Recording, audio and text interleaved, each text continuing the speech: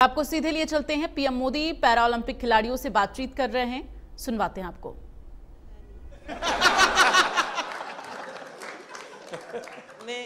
जब हम यहाँ पे आए थे तो यहाँ से जाने से पहले बात हुई थी। एक्चुअली हम दोनों में ये बात होती थी कि ट्रैक को पहला मेडल कौन देगा। तो फिर जब इवेंट लिस्ट आई तो उसमें पता चला प्रीति का इवेंट पहले है, तो हम श्योर हो गए थे कि पहला मेडल तो यही देगी। तो जब हम यहाँ पे आए तो उससे पहले ये गज्जू मतलब ये कोच बोल रहे थे कि तुम्हें 1 महीने का रेस्ट दिया जाएगा। फिर उसके बाद जब अभी हम यहाँ पे आए, अभी हम सुबह ही बात चल रही थी, तो सुबह मेरे से बोल रहे थे कि एक वीक का रेस्ट मिलेगा और उससे ज़्यादा का नहीं मिलेगा। तो मैंने बोला क्यों नहीं मिलेगा, तो बोल रहे ब्रॉन्ज मेडल पे इतना ही मिलता है।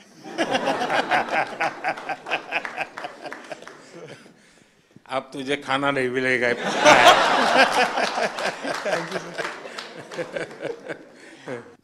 ये मेरा तीसरा पैरालंपिक था। मैं पिछले में भी आपसे मिला था, आपने मुझे बहुत मोटिवेट किया था, लेकिन शायद इस बार भी थोड़ी कसर रह गई। मैं रियो पैरालंपिक में भी चौथा था, टोक्यो में भी चौथा था, इस बार पेरिस में भी चौथा हो गया सर।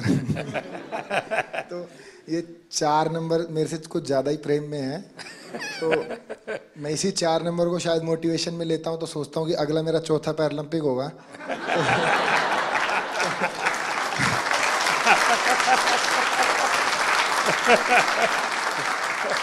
तो शायद चौथे में मैं कुछ करूं। और जैसे कि सर, मैं अपने आप को फेलियर तो नहीं कहूँगा। जैसे कि मैं पैरा की हिस्ट्री में, ना कि इंडिया की में, all over the world para की हिस्ट्री में मैं अकेला ही ऐसा एथलीट हूँ जो इतने बड़े इवेंट में इतनी बार ऐसे रहा है। तो फिर मैं कहीं ना कहीं सोचता हूँ कि ओलंपिक में ऐसी कई हिस्ट्री हैं। जैसे कि एक डिस्कस थ्रोअर भी हैं फ्रांस की, जिनका 5वें ओलंपिक में सिल्वर मेडल आया। एक ट्रिपल जंपर भी हैं, शायद यूएसए के हैं, कहाँ के हैं, उनका 5वें ओलंपिक में मेडल आया।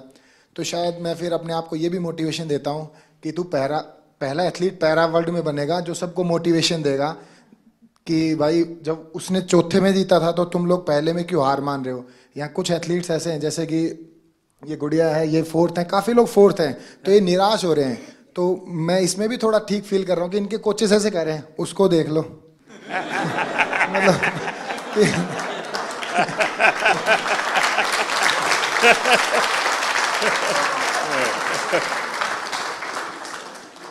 देखिए, मैं समझता हूँ कि आपका ये जो